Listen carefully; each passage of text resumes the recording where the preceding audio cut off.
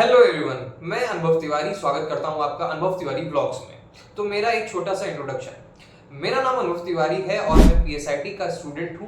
मैं करंटली जब ये वीडियो बना रहा हूं तो मैं 4th सेमेस्टर में हूं। और आप लोगों के जो इतने सारे डाउट्स आ रहे हैं कॉलेज से रिलेटेड कि एंट्रेंस टेस्ट में क्या क्या पूछा जाता है, एडमिशन टेस्ट में क्या क्या आता है, इंटरव्यू कैसे होता है कॉलेज टेस्ट के लिए, और स्कॉलरशिप कॉलेज प्रोवाइड करवाता है कि नहीं, तो बाकी जो आपके सारे डाउट्स हैं वो आज हम इस वीडियो में क्लियर करने वाले हैं। तो बिना कुछ देरी किए चलिए स्टार्ट करते हैं। तो देखो, कॉलेज में एडमिशन दो टाइप से होता है। एक होता है एकेटीयू की काउंसलिंग के थ्रू और दूसरा होता है डायरेक्ट एडमिशन। तो आज हम बात करने वाले हैं डायरेक्ट एडमिशन की। पहले हम बात करेंगे डायरेक्ट एडमिशन वाले बच्चों की।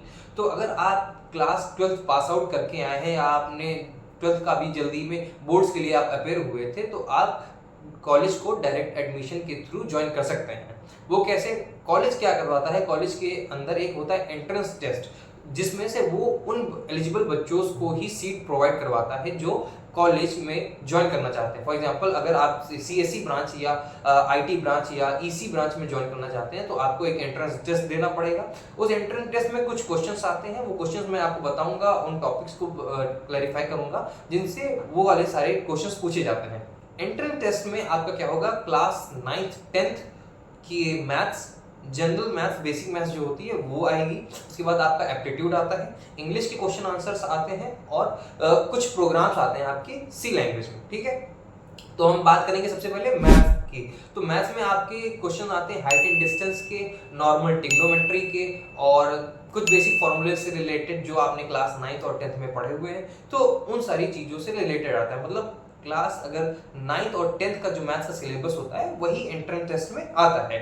अब बात करते हैं इंग्लिश की। तो इंग्लिश में क्या आता है, एक्टिव पैसिव वॉइस आते हैं, डायरेक्ट इनडायरेक्ट आता है, आपके वोकैबुलरी चेक किए जाएंगे और आपके सिनोनिम्स एंटोनिम्स चेक किए जाएंगे, फिल द एरर्स और एरर करेक्शन, सिंटैक्स करेक्शन। तो ये सारी जनरल जो इंग्लिश ग्रामर की चीजें हैं वो एंट्रेंस टेस्ट में पूछी जाती हैं इंग्लिश वाले पार्ट में। ठीक है, फिर बात करते हैं जनरल नॉलेज के। तो जनरल नॉलेज और एप्टीट्यूड, एप्टीट्यूड में क्या होगा, आपसे रीजनिंग पूछ सकते हैं और एप्टीट्यूड क्वेश्चंस हो सकते हैं, रेशियो प्रोपोर्शन के वो क्वेश्चन हो सकते हैं, और उसके बाद आपके फैमिली रिलेशन, ब्लड रिलेशन वाले क्वेश्चन हो सकते हैं, और मंथ और डेट टाइम वाले क्वेश्चन हो सकते हैं, और टाइम एंड वर्क के क्वेश्चन होते हैं एप्टीट्यूड वाले। तो पेपर जो है एंट्रेंस वाला वो 3 पार्ट्स में डिवाइड होता है, मैथ्स, इंग्लिश और एप्टीट्यूड। तो अगर आपके इसमें 65 या 60% से ऊपर नंबर आते हैं तो आपको इंटरव्यू के लिए कॉल किया जाएगा। अब बात करते हैं हम लोग इंटरव्यू की। जब आपने अपना एंट्रेंस टेस्ट पास कर लिया होगा तब आपको इंटरव्यू के लिए बुलाया जाएगा। अब यहाँ पर बेसिक डिफरेंस ये हो जाता है कि एंट्रेंस टेस्ट में आपको एकदम बेसिक लेवल से आपको क्राइटेरिया वाइज जज किया जाएगा कि आपके बेसिक स्ट्रांग है कि नहीं। उसके बाद जब हम लोग इंटरव्यू में पहुंचते हैं तब वहां पर जो हमारे कॉलेज की 1-2 फैकल्टीज होती हैं वही आपका इंटरव्यू कंडक्ट कराती हैं या आपका इंटरव्यू लेंगी। तो इंटरव्यू में क्या पूछेंगे आपसे, अगर फॉर एग्जांपल आप सीएससी ब्रांच के लिए जा रहे हो या कंप्यूटर साइंस से रिलेटेड अगर आप ब्रांच में जा रहे हो तो आपसे नॉर्मल कंप्यूटर के क्वेश्चंस पूछ सकते हैं, बेसिक लैंग्वेजेस आपसे पूछ सकते हैं कि आपने क्लास 11th 12th में कौन सी बेसिक लैंग्वेज पढ़ी, आपने सी पढ़ी होगी, जावा पढ़ी होगी, पाइथन पढ़ी होगी। तो फॉर एग्जांपल सीबीएसई बोर्ड क्या करवाता है कि पाइथन पे क्लासेस करवाता है, जावा पे करवा रहे हैं, तो आपको ना उस लैंग्वेज की बेसिक्स क्लियर होने चाहिए जब आप इंटरव्यू में जाएंगे।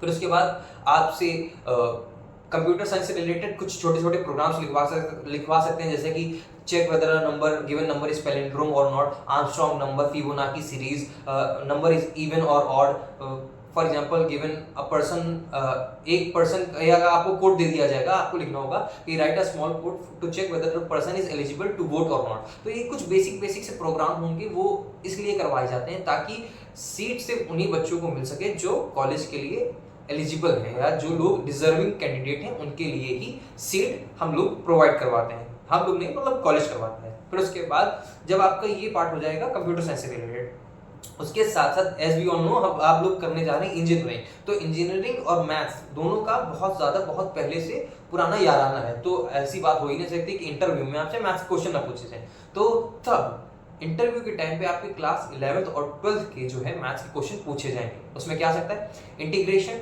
डिफरेंशिएशन, प्रोबेबिलिटीज और जितनी थ्योरम्स हो सकती हैं, कॉन्ग्रुएंसी हो सकती है, तो इन सब चीजों से रिलेटेड आपसे क्वेश्चन पूछे जाएंगे। ठीक है, अब इंटीग्रेशन के फॉर्मूले हो सकते हैं, डेरिवेशन डिफरेंशिएशन के हो सकते हैं, डेरिवेशन किसी का भी नहीं आएगा, नॉर्मल फॉर्मूलेज होते हैं, बस आपको उन फॉर्मूले से रिलेटेड क्वेश्चन सॉल्व करने होंगे। मैट्रिक्स, इंटीग्रेशन, डिफरेंशिएशन, उसके बाद एट लास्ट जब आपके सीएसबी ठीक मतलब सीएस से क्वेश्चन पूछ लिए जाएंगे, मैथ्स से क्वेश्चन पूछ लिए जाएंगे, अब आपको जज किया जाएगा आपकी कम्युनिकेशन स्किल्स पर। क्योंकि देखो यहाँ पर क्या है कि कॉलेज में इंग्लिश लैंग्वेज को बहुत ज़्यादा प्रेफरेंस दी जाती है। तो अगर आप यूपी बोर्ड से हैं, अगर आप इंग्लिश आपकी इतनी स्ट्रांग नहीं है, तो मैं प्रेफर करूँगा कि आप लोग जितना ज़्यादा हो सके इंग्लिश में बोलने की कोशिश करें, या इंग्लिश वीडियोस या इंग्लिश लेक्चर्स, इंग्लिश बुक्स को स्टार्ट करें पढ़ना।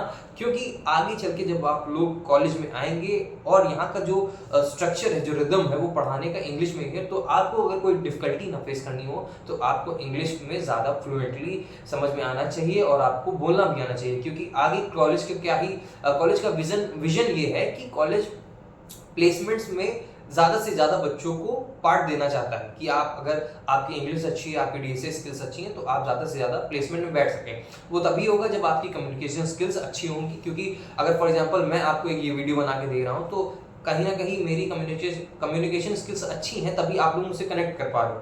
तो सेम वही चीज़ कॉलेज में भी अप्लाई होता है कि आपकी इंग्लिश अच्छी होनी चाहिए, या अगर नहीं अच्छी है तो आप उसको ट्राई करें, इंप्रूव करें, अगर आपको कॉलेज के अंदर सस्टेन करना है। सस्टेन इन द सेंस कि अगर आपको समझ में सब कुछ आएगा, लेकिन फिर आप एक टाइम के बाद भड़बड़ाने लगोगे कि मैं अब ये कैसे करूँ, वो कैसे करूँ, तो इससे अच्छा है आप पहले से ही इंग्लिश पर थोड़ा ध्यान दे दें। ठीक है, इंग्लिश हो गया, मैथ्स हो गई, कंप्यूटर साइंस से रिलेटेड क्वेश्चंस, और आखिरी में कुछ आपसे जनरल क्वेश्चंस, जनरल नॉलेज के क्वेश्चंस पूछ सकते हैं। वो इसलिए पूछे जाके ताकि आपकी प्रेजेंस ऑफ माइंड को चेक किया जा सके, और कुछ क्वेश्चंस करंट अफेयर से रिलेटेड, कि आप सिर्फ पढ़ाई रिलेटेड ही नहीं है, आप एक्स्ट्रा करिकुलर चीज़ों में खुद को इन्वॉल्व कर सकते हैं। तो उस चीज़ों के लिए ही ये टेस्ट या इंटरव्यू कंडक्ट करवाया जाता है।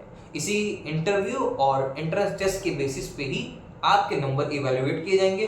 जैसे ही आप जितने ज़्यादा नंबर होंगे उतनी ही आपको ब्रांचेस मिलने की चांसेस होंगे। फॉर एग्जांपल जब मैंने अपना एंट्रेंस टेस्ट दिया था, मुझे मिले थे 100 में से 75 नंबर, तो मुझे ना 13 ब्रांचेस ऑफर की गई थी, जिसमें से CSAI with specialisation, AIML, DS, IoT और साइबर सिक्योरिटी। तो यही सारी कुछ ब्रांचेस थी जिसमें से मैंने CSAI को प्रेफर किया था, क्योंकि मेरे कुछ रिलेटिव्स हैं जो वो उस फील्ड में है, तो उन्होंने मुझसे कहा कि CSAI will be a better option. तो आप लोग से मैं यही उम्मीद करूंगा और आप लोगों को ऑल द बेस्ट कहूंगा कि जाइए, अच्छे से पेपर दीजिए। एंट्रेंस टेस्ट बहुत ईजी रहता है, बहुत आराम से पेपर को पेशेंस से दीजिएगा। बाकी अगर कोई और डाउट होगा तो I am sitting here to resolve your doubts. Till then everyone take care, bye bye, stay motivated, be happy. और बाकी कोई आपके डाउट्स हो तो कमेंट्स में ज़रूर बताइए। मिलते हैं आपसे अगले वीडियो में। Till then everyone take care, bye bye.